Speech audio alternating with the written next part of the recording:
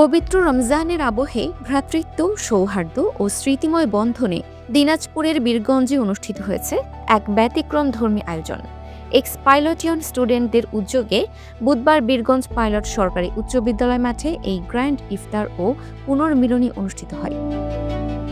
২৮শে রমজানের এই আয়োজনকে ঘিরে প্রাক্তন শিক্ষার্থীদের মধ্যে দেখা দেয় ব্যাপক উৎসাহ ও উদ্দীপনা।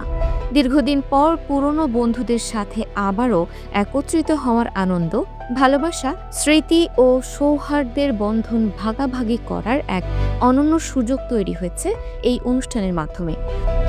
অনুষ্ঠানে প্রধান অতিথি হিসেবে উপস্থিত ছিলেন দিনাজপুর ১ বীরগঞ্জ কাহারোল আসনের সংসদ সদস্য মোহাম্মদ মঞ্জুরুল ইসলাম।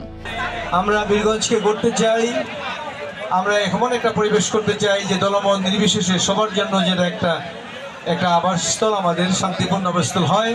আমরা বীরগঞ্জকে গড়তে চাই, অনেক কাজ আমাদের করার আছে বীরগঞ্জে। আমাদের বীরগঞ্জটাকে একটা ছোট্ট মডেল শহরে পরিণত করার জন্য আমার সহযোগিতা দরকার। আমরা বীরগঞ্জকে সন্ত্রাস মুক্ত করতে চাই, চাঁদাবাজ মুক্ত করতে চাই। আয়োজকদের মধ্যে থেকে মোহাম্মদ মোস্তফা কামাল জানান, এই ইফতার ও পুনর্মিলনী শুধু একটি অনুষ্ঠান নয়, বরং এটি প্রাক্তন শিক্ষার্থীদের মধ্যে সম্পর্ক আরও দৃঢ় করার একটি সেতুবন্ধন।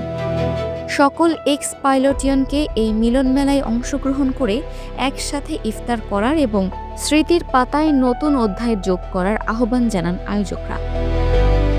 Dinajpur TV, multimedia desk.